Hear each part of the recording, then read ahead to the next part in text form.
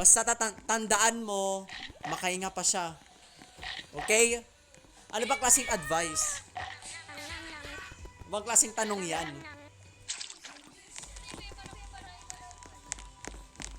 Bakal maglakad ah.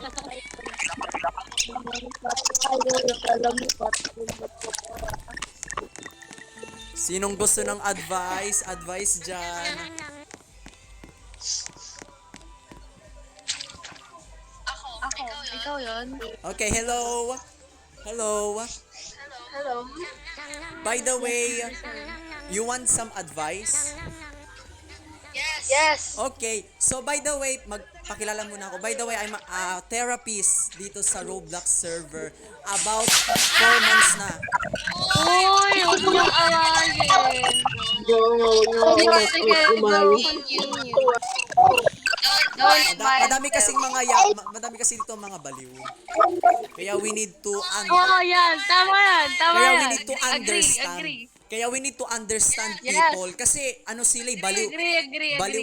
Baliw sila. Kaya understand na lang natin, intindihin na lang natin sila. Kasi mga baliw yan. Yes. That is so right. Okay? Kaya mga baliw yan, intindihin na lang natin yung ugali nila. Kasi ugali nila, nasa ano na, sa mental hospital na. I mean, parang nasa Tama. Nasa Agree. nasa behavior Sobrang na ng agree na ako dyan. nasa behavior na ng paglagay sa mental hospital. Yung kanilang behavior ay iba na. Yes. Iba na. Amen. Aya mo na yung mga tao na yan dito sa Roblox. Madami kasing mga baliw dito at mga siraulo. Kaya intindihin na lang natin yung intindihin na lang natin yung ugali nila. Ugali kasi nila much better pa sa hayop. Nakakaintindi pa yung hayop, pero dyan sa mga tao na yan, na normal naman ang pag-iisip, pero ang aksyon ay baliw naman. Agree, father. Diba?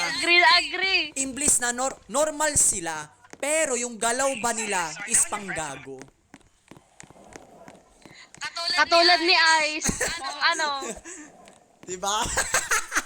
Grabe naman. Ice. Grabe naman kayo. Alis mo yan, Ice. Tutusukin kita.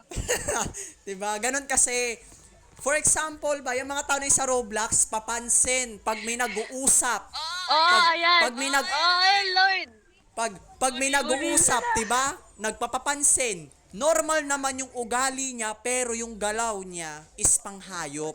I mean ba parang Tama ka dun, Lord. parang Tama ka dun, Father. nagpapakita siya ng ugali na karapat-dapat sa mental hospital. Amen.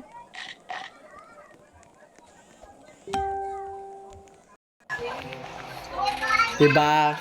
Kaya let's understand people. Let's understand people. Kasi hindi nila alam yung action nila eh. Parang ano ba sila? Parang robot na may kumokontrol. Okay? So, what is your advice? Ha? What is your... Uy, sa'yo nga ako hihingi ng advice. Ay, what? Nga pala. Ano pala yung ano mo, yung... Ano bang klaseng advice yung gusto mo? Ano? Ano? Paano maka-move on sa taong wala naman Hindi. karapatan? Ano? Matagal na ako nakamove on dyan. Okay. Di sa relationship. Yan, katulad niyan, may nagsasalita. Papansin. Katulad niya, no? Ayan. Good example. Anak ng puta. Yan, normal naman yan. Ano? Normal Hindi, siya, wala tayo. pero action niya is panggago. Papansin. Oh! Normal ang kanyang normal ang pag-iisip niya, pero yung action niya is panggago, pang mental health. Papansin eh. Tama yan. Sa totoo lang, ikaw yun.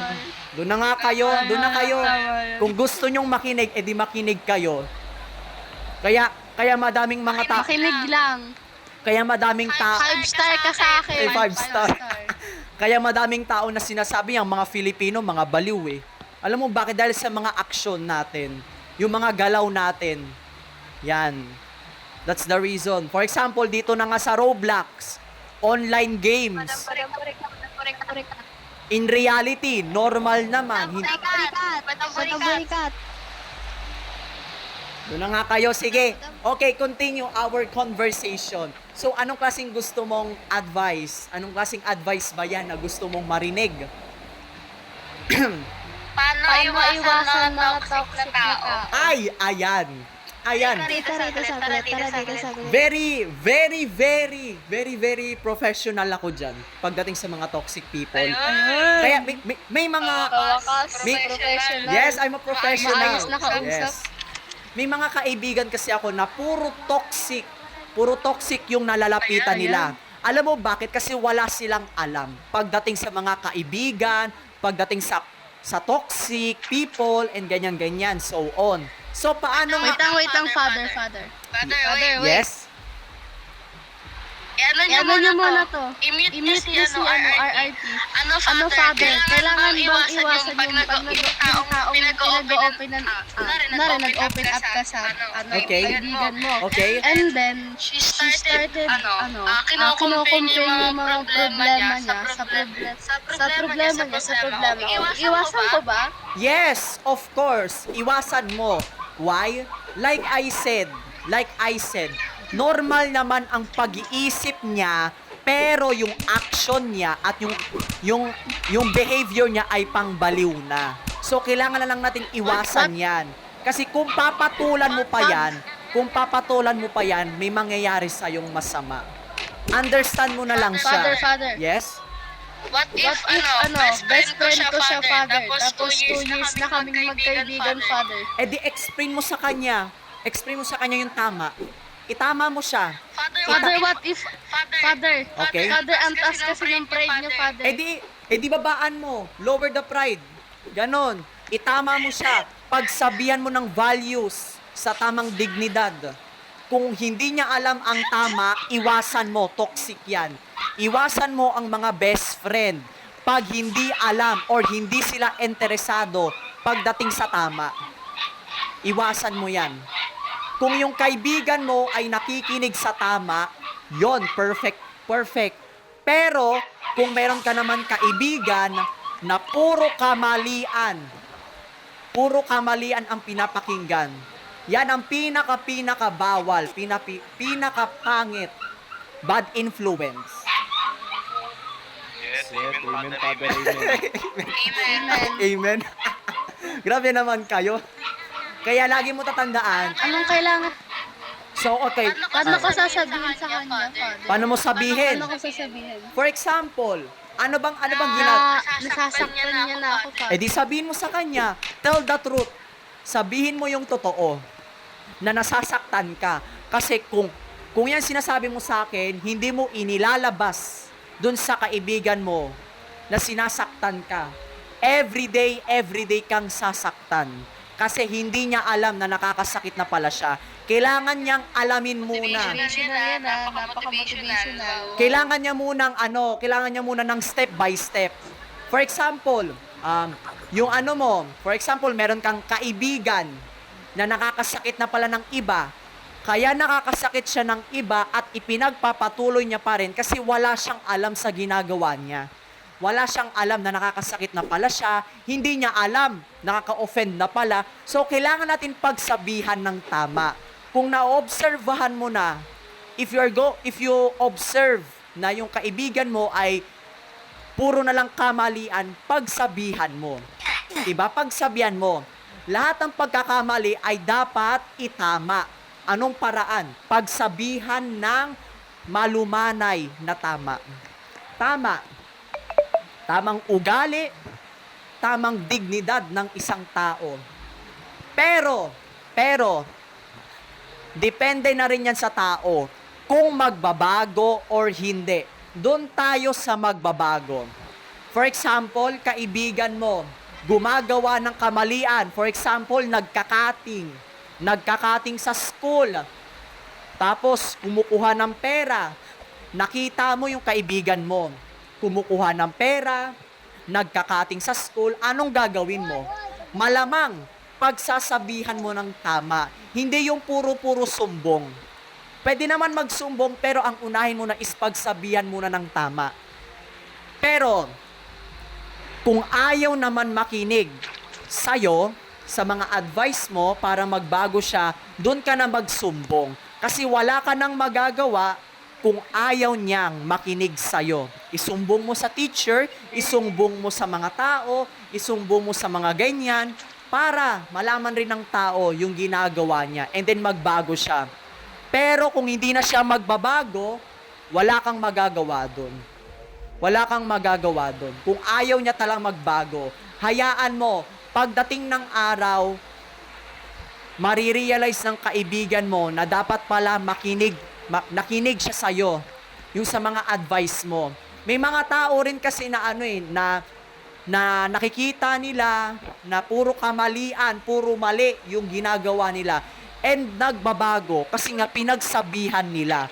Pero naman may mga tao rin na ayaw pagsabihan, pinagsasabihan na nga, pero nagagalit pa. Yun yung problema.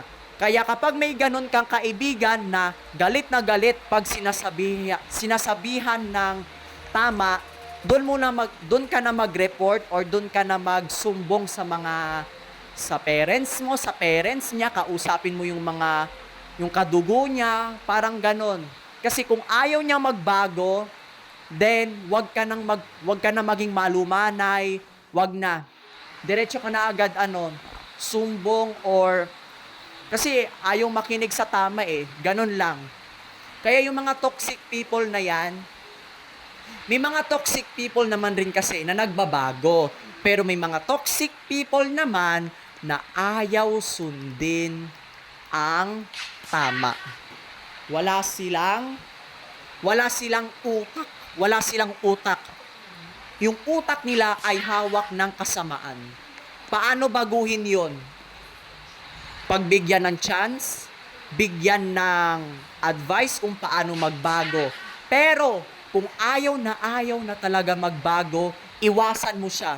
Yun lang yung pinaka-advice ko. Pag yung best friend mo hindi nakikinig sa'yo at dinadamay ka pa sa mga kamalian niya, umalis ka na.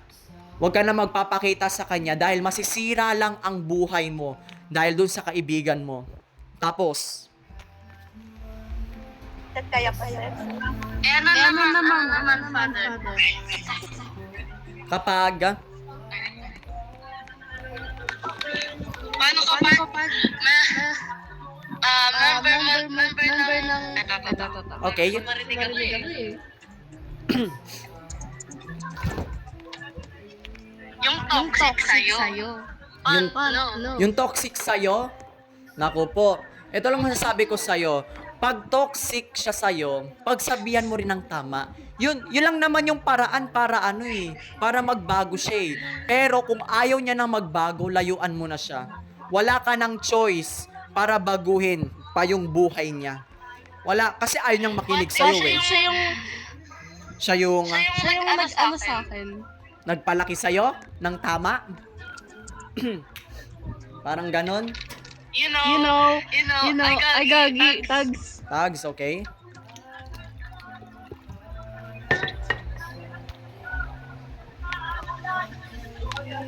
What if si Father yung toxic? Grabe ka naman,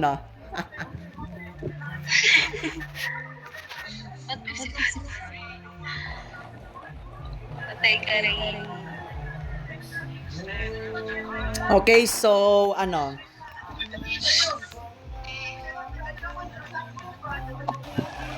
Hindi, okay lang. It's okay to joke. So, ano yun?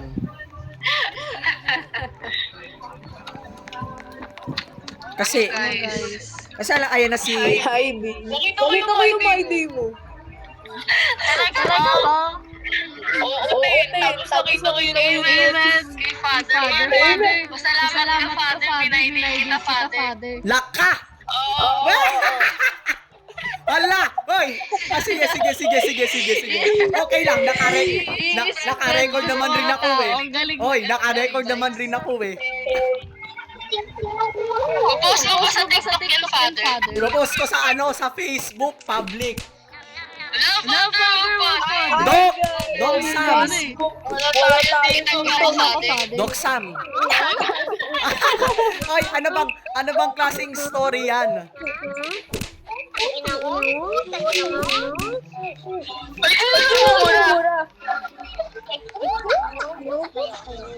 Yan.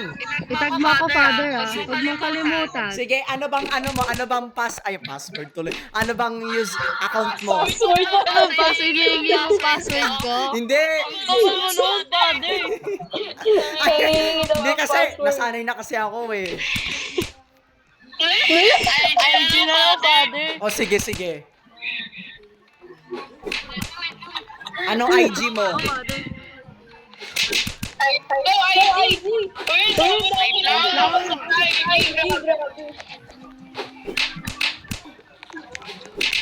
Father, add mo ako, Father, ah. Saan? Wait lang, sige. Add mo ako, Ano ba Father. yan? Naka-private yan, Father.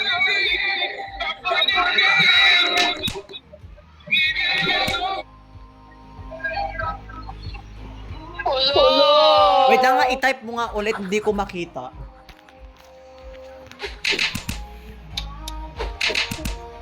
I-type. Bye-bye. Okay, wag kang magulo. Sige, bye-bye. Ayun. Naka-private yan, Father. O sige, follow kita. Wait lang, add muna kita sa Roblox. Add mo ako, Father. Add mo muna ako sa Roblox, O sige, Father. ay sige. Wala na si Doxam.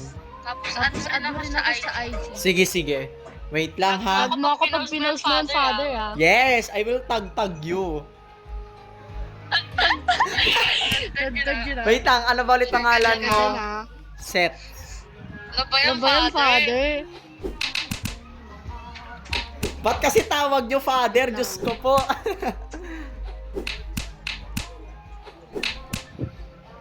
Ay, wait. Mali. Tatay na, no?